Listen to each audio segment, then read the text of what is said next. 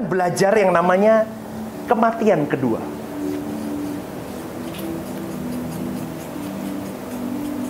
Berarti saya mengajarkan kepada kalian tidak hanya mengajarkan omong doang, tapi saya terapkan dalam hidup saya. Saya tidak mengatakan, oh saya hebat apa enggak. Tapi saya cuma mau katakan, saudaraku, seorang pengkhotbah harus menghidupi khotbahnya dulu, baru dia bisa mengajarkan ke orang lain. Kalau seumpama Jumat kemarin rapot saya merah, mungkin saya di jalan malu sama mertua saya, saudaraku. Ngomongnya pendeta, pikiran perasaan taklukan dalam Kristus, rapotnya merah. Tapi puji Tuhan, saya bisa melewati itu. Begini saudaraku, kematian kedua itu ada dua versi.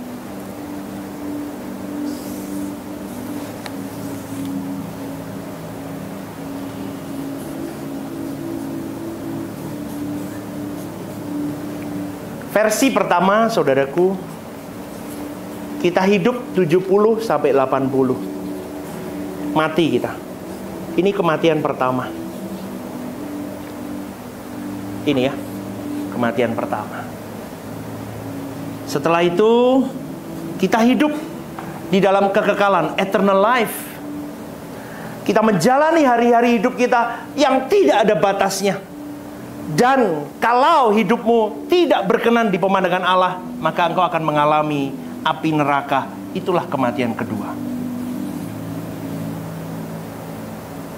Amin. Kalau versi satunya lagi, saya akan jelaskan nanti satu-satu. Hari ini kau hidup 70-80 tahun. Kau matikan dirimu tiap hari. Ini kematian pertamamu. Kau matikan manusia lamamu terus ini. Ini hanya teorinya dulu, nanti saya jelaskan di penjabarannya. Ya. Habis itu saudaraku, kau akan mengalami kematian kedua. Kematian fisik. Maka kau akan hidup di sini, eternal life. Kalau lihat begini saudaraku, Anda di mana Anda bisa tahu. Nanti akan saya berikan poin-poinnya. Anda di grup 1 atau grup 2 yang tahu Anda sendiri. Tetapi di gereja ini saya ajarkan bagaimana kita mengikuti atau meneladani hidup Yesus yang bisa dikatakan mengikuti poin yang kedua ini. Kalau Alkitab berbicara mengenai kematian dari manusia lama, saudaraku, itu berarti menunjuk kepada kesediaan seorang pribadi untuk meninggalkan sama sekali cara hidup lamanya.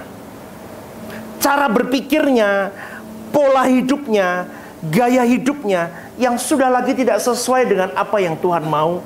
Dia matikan, dia tinggalkan, dan dia tidak menoleh kembali ke sana. Seperti bangsa Israel yang diperintahkan untuk menumpas bangsa-bangsa di Kanaan. Demikian pula kita harus menumpas pola berpikir, gaya hidup, gaya berpikir manusia lama kita, saudaraku, yang masih terkhamiri dengan unsur-unsur kafir.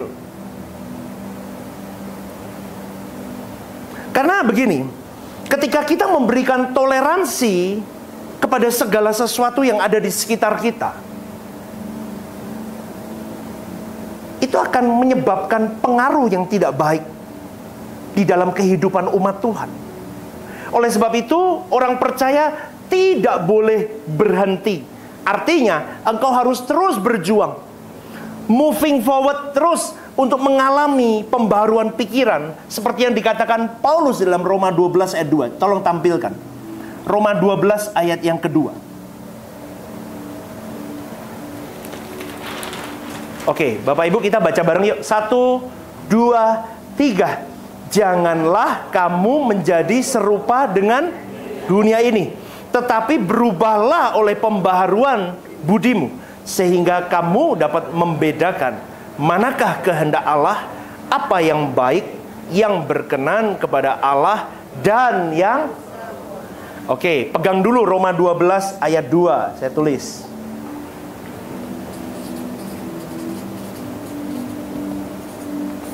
Kita baca lagi. Targetnya ini. Galatia 2 ayat 19 sampai 20.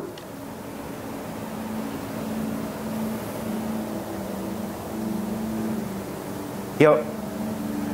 Kita baca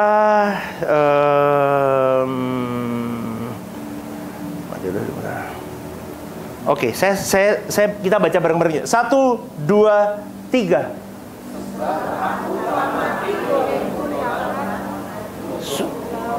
Supaya aku hidup untuk Yuk baca. Aku telah disalibkan dengan, namun aku hidup, tetapi bukan lagi apa? Melainkan Kristus yang hidup di dalam aku, dan hidupku yang kuhidupi sekarang di dalam daging adalah apa?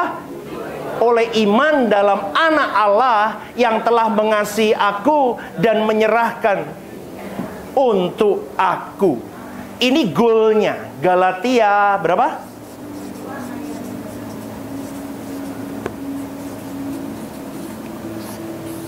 Ini goal hidup kita, saudaraku. Sampai di taraf ini, orang percaya pantas mendapatkan, baru bisa mengklaim. Jadi ini kuncinya.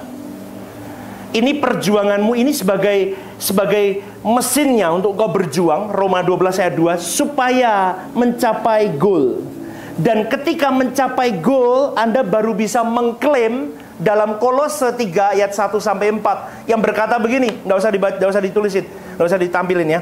Orang percaya pantas mendapat pernyataan Paulus bahwa kamu telah mati dan hidupmu tersembunyi bersama dengan Kristus di dalam Allah. Ditulis saja nanti ya. Kolose 3 ayat 1 sampai 4. Ini baru boleh diklaim dalam hidup orang percaya. Ini engine-nya. Goalmu ini terus berjuang dengan Roma 12 ayat 2 supaya ini masuk dalam targetmu. Setelah masuk dalam targetmu, baru kau boleh klaim pernyataan Paulus bahwa kamu telah mati dan hidupmu tersembunyi bersama dengan Kristus dalam Allah. Sampai di sini ada mengikuti? Amin. Kematian kedua itu pilihanmu. Kau mau mati yang kedua model pertama atau model kedua, itu pilihan di tanganmu sendiri, saudaraku. Tetapi di dalam konteks Paulus berkata begini, kata telah mati itu artinya begini. Berarti manusia yang sudah mati dan menghidupkan Kristus dalam dirinya, itu tidak lagi mengharapkan sukacita, kesenangan dari dunia ini dalam bentuk apapun, dengan cara apapun. Kata telah mati ini artinya juga bisa dikatakan, aku tidak lagi punya keinginan diri lagi selain untuk kepentingan Tuhan. Loh, pastor kok bisa ngomong begitu? Lihat semua tokoh Alkitab yang sampai di titik dia bisa menjadi pribadi yang memuaskan Allah, Elohim, Yahweh, atau yang bisa dikatakan kau layak menjadi pengikut Kristus adalah orang-orang yang sudah beriman baik kepada Elohim Yahweh maupun kepada putra tunggalnya Yesus Kristus. Maka iman yang saya ajarkan di gereja ini adalah iman artinya, beriman artinya berani melepaskan hakmu, berani melepaskan semua cita-citamu, berani melepaskan semua keinginanmu, dan kau barter dengan perasaan Tuhan. Itu berat. Maka kalau orang berani berjuang barter, maka lama-lama kau akan mematikan kodrat dosamu. Kau bisa lakukan zina, tapi kau memilih tidak. Kau barter kesenanganmu, kau barter dagingmu, kau sayat untuk dia. Itu orang yang berani mati untuk dia. Kau bisa curi uang perusahaan, tapi kau berkata, no, aku tidak mau curi uang perusahaan. Kau bisa main belakang kepada pimpinanmu, tapi kau tidak lakukan itu. Kau mati bagi Tuhan. Maka semua keinginan yang ada pada kita, point of view-nya, kalau orang di sini, bentar ya saudaraku, ini udah jelek. Saya buka baru dulu. Wah, kalau baru keren. Ya, kita tebel lagi. Kalau orang di posisi ini, saudaraku, semua keinginannya, dia tahu eternal life ini tidak bisa ditukar dengan apapun. Maka semua hal dia lakuin di sini untuk kepentingan Tuhan. Semua hal. Kepentingan kerajaan Allah untuk kesenangan hati Allah. Sekarang saya tanya kepada Bapak Ibu, saudara-saudari, Anda sudah ikut saya PA, hari Minggu saya ajarkan terus. Ini ada kesinambungannya. Apa sih yang menjadi kesukaan Bapak? Apa? Oke, untuk diri kita, oke, kita hidup kudus. Terus apa lagi?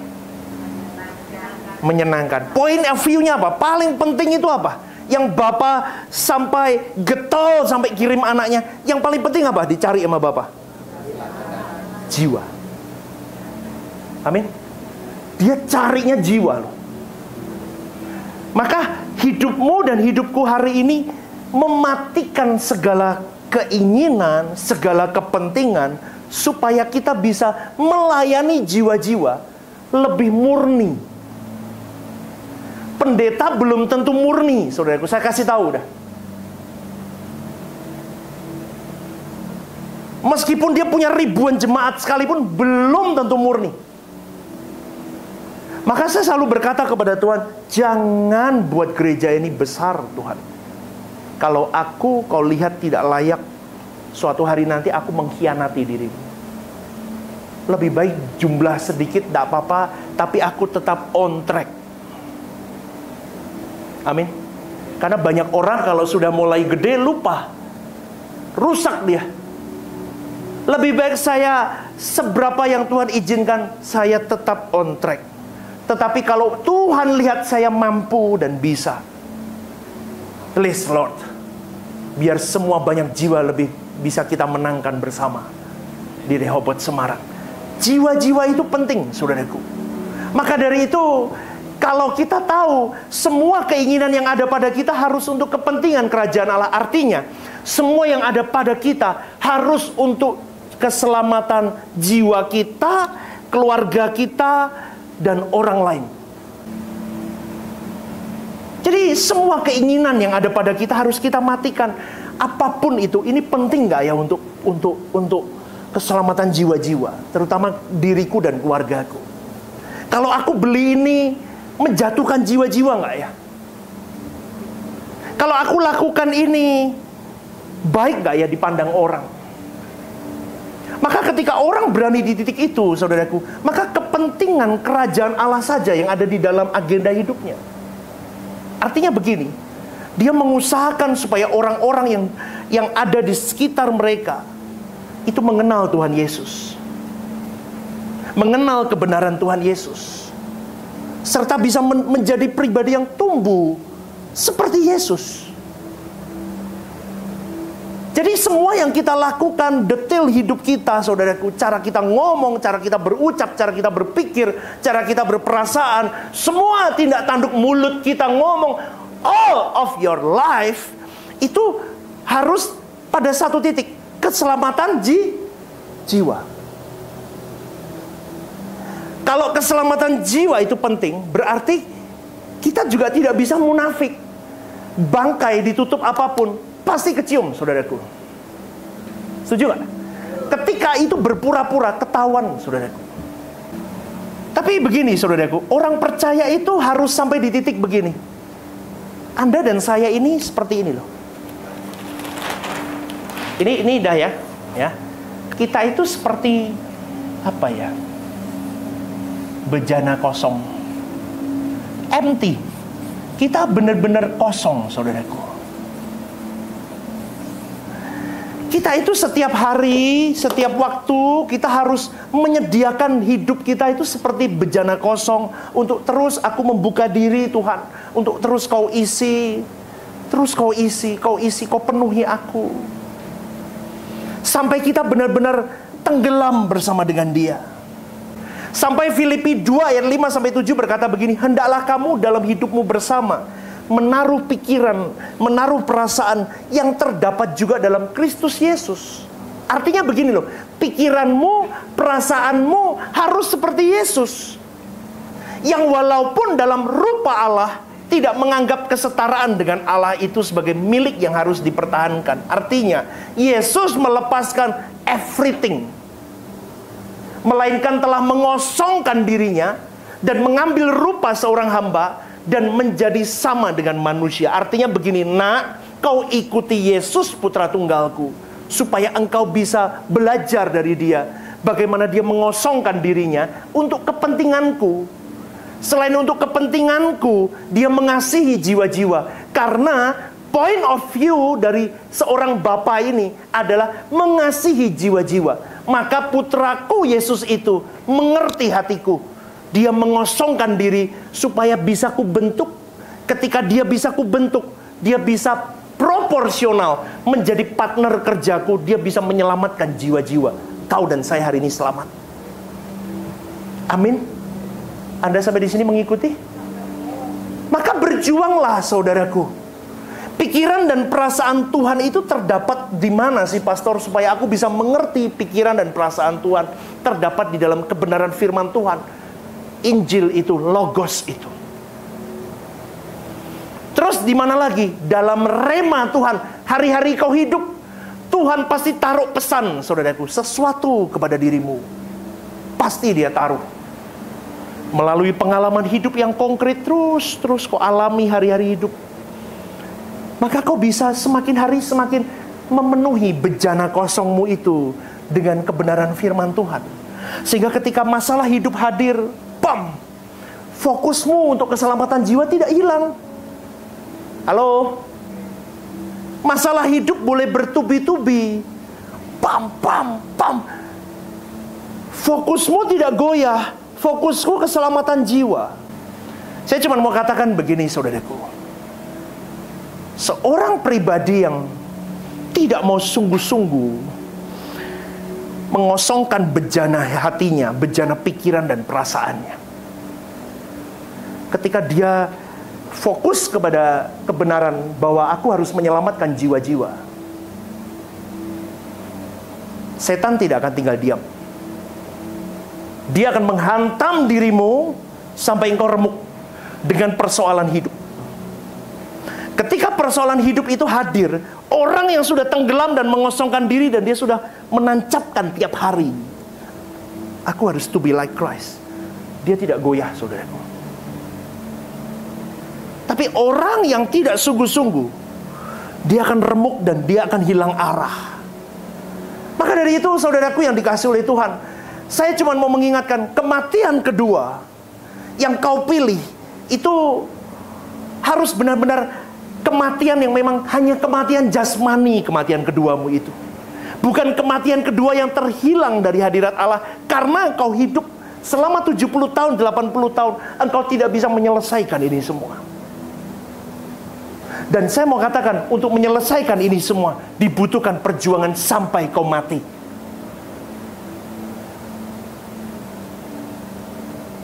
Jadi dengan proses ini saudaraku, segala keinginan, segala cita-cita yang tidak sesuai dengan kehendak Allah diluruhkan, dimatikan, diselesaikan. Dan proses ini adalah proses yang sampai kepada keadaanmu permanen, sampai bisa melakukan ini semua. Melakukan ini sampai goalnya di sini, sampai hasilnya di sini diklaim. Itu harus permanen saudaraku. Matimu mati permanen, hasilmu hasil yang permanen, yang tidak lagi kembali kepada manusia lama. Tapi semuanya itu saya cuma mau katakan dibutuhkan kesediaan. Maaf saudaraku, saya bukan keras tidak, tetapi saya mau ajak kepada jemaat menghormati firman. Kalau kau tidak menghormati firman, kau tidak menghormati Allah. Kesediaan, nah itu kesediaan mendengarkan firman yang baik. Masukkan, hidupi. Kesediaan baca firman. Coba bawa, minta Roh Kudus tuntun Anda. Kesediaan itu adalah kerelaan saudaraku. Aku rela dibentuk Bapa. Aku rela bejana kosongku ini kau isi. Mengisi bejana kosong itu menyakitkan. Aku rela meninggalkan dunia, melepaskan segala milikku. Lukas 14 ayat 33 berkata, demikian pula lah tiap-tiap orang di antara kamu yang tidak melepaskan dirinya dari segala miliknya, tidak dapat menjadi muridku. Loh, itu firman Tuhan udah jelas. Tapi yang saya sedih, kalian mengeraskan hatimu terus. Kau harus punya kesediaan yang tulus. Kesediaan yang tulus itu menunjukkan bahwa I love you, my Lord. Aku mengasihimu, Tuhan. Itu dengan kesediaanmu yang tulus. Aku mau digarap. Tapi kalau digarap, jangan mencelat. Amin. Digarap Tuhan itu bertahanlah. Yesus pun bertahan dengan ratap tangis dalam doa dia. Bertahan. Ikut Yesus, bayarannya mahal. Kalau tiba-tiba ada yang bayarannya murah, Anda yang ngomong, saya yang ngomong. Bayarannya apa? Mematikan segala keinginanmu, menghilangkan semua cita-citamu, mematikan semua hal yang memang bukan dari Tuhan, dan iring Yesus sampai permanen. Kalau kau tidak bisa begitu, saudaraku, maka kematian kedua yang akan kau alami adalah terpisah dari hadirat Allah. Kalau kau berani berkata, aku sedia Bapa, kau garap hidupku, maka ketika engkau berkata begitu, aku bersedia Bapa, maka Roh Kudus akan langsung aktif, saudaraku. Dia akan digarap oleh Tuhan. Kenapa? Karena pribadi yang sudah mulai membuka dirinya di dalam doa, dia berkata dengan ketulusan hati, aku minta digarap Tuhan. Maka penggarapan Allah akan jalan melalui segala keadaan hidup, peristiwa hidup yang kau alami. Jadi hari ini, kalau kau sudah tahu kebenaran ini, saudaraku, kau mulai membayangkan bahwa kematian kedua terpisah dari hadirat Allah itu begitu menakutkan dan begitu mencekam. Hari ini kau masih berkata, no, Tidak usah takutlah. Tapi percaya, takutlah dengan proporsional. Karena itu memang sesuatu yang menakutkan seharusnya. Kau hari ini nggak punya rumah, nggak punya pasangan hidup, kau nggak punya uang untuk ini dan itu belum menakutkan. Tetapi ketika engkau suatu hari terpisah, kau menutup mata di bumi ini, kematian pertamamu, jasmanimu, dan kau harus mengalami kematian keduamu, terpisah dari Allah, itu sesuatu yang sangat menakutkan dalam hidup seseorang. Dan boleh saya katakan, lebih baik kau tidak pernah terlahir kalau kau sampai terbuang dari hadirat Allah. Karena saya mau katakan, banyak orang Kristen akan terbuang di hadirat Allah suatu hari nanti, termasuk pendeta. Maka jangan anggap remeh, saudaraku. Kau dengar kebenaran begini, kau masih hidup kotor, kau masih sembarangan hidup, berarti kau bisa dengan bahasa tubuhmu kau berkata, aku tidak bersedia kau bentuk Tuhan. Berarti kau tidak mengasihi Tuhan. Responmu menentukan nasib hidupmu. Responmu hari ini menentukan kematian keduamu di posisi yang mana. Saya ulang sekali lagi. Responmu sangat menentukan kematian kedua model apa yang akan kau alami. Hanya orang-orang yang mengasihi Tuhan yang akan mengalami proses keselamatan sampai dia menjadi serupa seperti Tuhan Yesus. Dan saya mau garis bawah ini, Tuhan tidak akan menggarap orang yang tidak menghargai kasih karunia-Nya. Banyak orang Kristen melecehkan kasih karunia Tuhan. Makanya kalau dalam PA saya ajarkan kasih karunia terus. Ini bedanya. Ini sebelum saya tutup. Di dunia ini banyak ajaran yang mematikan nafsu.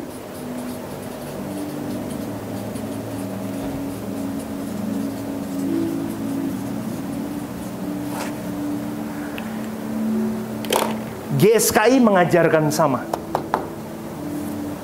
Lah terus pastor nggak ada bedanya? Ada bedanya. Bentar. Kita semua diajarkan untuk mematikan nafsu. Kalau di dalam kita, di GSKI kita, kosongkan diri. Loh pastor, kosongkan diri dengan cara apa? Matikan segala keinginanmu.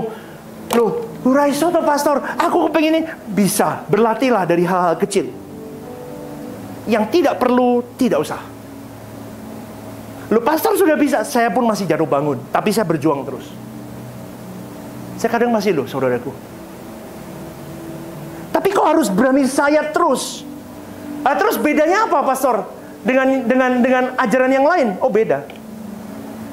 Selain mengosongkan diri, kata mematikan hawa nafsu di dalam kekristenan yang saya mau ajarkan adalah yang kedua.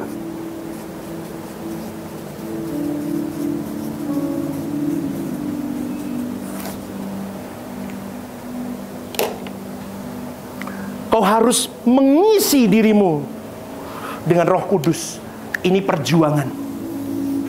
Loh, gimana caranya? Tadi, kau harus punya waktu baca Injil. Amin. Inilah Logos. Yang kedua, hari-hari hidup.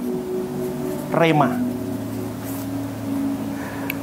Setiap kali orang dunia berkata afirmasi positif, kita afirmasi bersama dengan Roh Kudus. Beda nggak?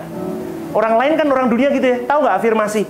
Aku hari ini sukses, ketemu orang baik-baik semua.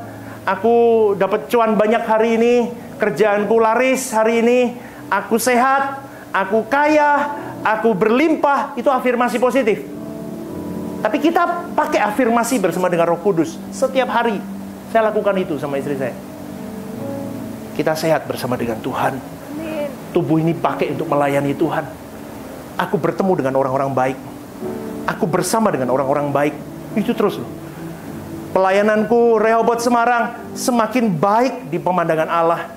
Orang-orang di dalamnya semakin seperti Kristus. Saya gitu, saudara. Afirmasi positif bersama dengan Roh Kudus. Orang dunia berkata ketika kita afirmasi, kita menarik energi positif. Tapi saya tidak menarik energi positif. Saya menarik Roh Kudus. Tenggelamkan saya. Beda. Maka orang lain bisa hidup baik. Kita mengikut Roh Kudus bisa hidup sempurna. Loh, pastor misalnya, loh, aku enggak punya pasangan. Kau sempurna bersama dengan Tuhan. Enggak punya pasangan tapi kau bahagia. Loh, aku masih kontrak kok. Tapi bersama dengan Roh Kudus, afirmasi bersama dengan Roh Kudus, kau akan damai. Damai itu mahal. Saya ketemu dengan bos banyak, saudaraku. Bahkan duduk kuliah bareng saya. Kalau saya sebutin Anda tahu pasti. Salah satu kota Semarang, gede. Duduk sama saya. Perempuan. Oh, hebat. Tahu? Tiap malam minum obat tidurnya. Loh, saya tuh pengen hidup ekonomi seperti Anda. Tamannya aja 200 juta. Lalu 200 juta jadi rumah buat saya, jadi rumah. Tamannya 200 juta, belum mobilnya begitu banyak. Saya ngomong saya pengen hidup seperti Anda. Tapi Anda tidak menikmati hidup. Nggak bisa tidur, Stephen. Saya tiap malam minum obat tidur. Itu pun masih nggak bisa bobo. Coba saya, saudaraku, dapat guling saya. Aduh, bisa deep sleep. Itu berkat. Benar gak? Itu caranya gimana? Tenggelamlah bersama dengan Roh Kudus. Jangan takut dengan hidup. Takutlah kau tidak bisa mematikan dan kau tidak bisa bersama dengan Tuhan suatu hari nanti. Berikan tepuk tanganmu yang terbaik. Suatu hari kalau kita berjumpa dengan Bapa, saudaraku, Dia bisa menemukan kau dan saya. Ini loh anakku yang kutandai sejak dia hidup. Ini loh anakku yang berjuang gila-gilaan buat aku. Itu yang baru saya kejar, saudaraku. Maka sebelum kalian pulang dari tempat ini, saya cuma mau ingatkan, apa raksasa dalam hidupmu, kau harus tumbangkan itu mulai hari ini juga. Semua hawa nafsu, semua keinginan dunia, apapun yang kau lihat, apapun yang kau inginkan, apapun, nikmat sekecil apapun, itu akan lama-lama kalau kau beri makan terus jadi raksasa besar dan kau tidak bisa Kau tidak bisa mengalahkannya. Makanya jangan pernah iri dengan apa yang orang lain miliki. Pikiran, perasaan, kehendak, telinga, mata, semua itu harus dikuasai dalam Kristus. Tidak boleh iri dengan orang lain. Kalau kau iri dengan orang lain, itu benih pertama setan menanamkan dan dia akan bercokol dalam hidupmu. Kalau setan udah masuk, saudaraku, habis hidupmu. Kau hari ini punya gaji berapa? UMR. Kau tidak pernah bersyukur. Kenapa? Karena rumput tetangga 5 juta. Dapat kau 5 juta, kau tidak bersyukur karena tetangga sebelahmu 10 juta. Kau dapat 10 juta, tetanggamu 50 juta. Kau diperbudak dengan itu semua. Dan akhirnya apa? Fokus Bapa untuk kau bisa jadi partner kerja keselamatan jiwa hilang. Kenapa? Fokusmu duit. Diawali dari apa? Dari hati yang tidak pernah bersyukur dengan apa yang kau miliki. Maka saya katakan, ketika itu kau terus kau latih. Kau punya rasa iri, kau punya rasa dengki, kau merasa tidak adil dunia ini. Raksasa itu tambah besar. Suatu hari kau tidak bisa mengalahkan dia. Saya dulu begitu, saya bisa ngomong. Untungnya, saya bawa ini, bukan ketapel lagi, saya bawa apa ya? Saya pakai ember baskom, botol aqua, saya lemparin dia semua. Menang saya. Hari ini saya hidup merdeka. Merdeka itu ya kayak begini nih. Punya duit, puji Tuhan. Gak punya duit, punya rumah. Gak punya rumah, punya istri. Gak punya, jangan toh, aku harus punya. Punya pasangan, gak punya pasangan, puji Tuhan. Everything make it fun. Jangan jahat sama orang. Bertobatlah mulutmu, bertobatlah perkataanmu, supaya hari-hari hidup kau bisa mematikan semua. Orang kalau suka gosip itu gatel biasa. Kalau tidak ngomongin orang, gatelin tidak karuan. Seperti orang yang memaki. Orang kalau kebiasaan misuh memaki, itu kalau nggak misuh sekali gatel. Itu harus ada pengekangan. Negative thinking sama orang, matikan. Kalau tidak, saudaraku, kau mati tenggelam bersama dengan setan itu semua. Sekali lagi, kematian kedua apa yang kau pilih? Pilihan di tanganmu. Tuhan memberkati. Saya undang bagian berdiri.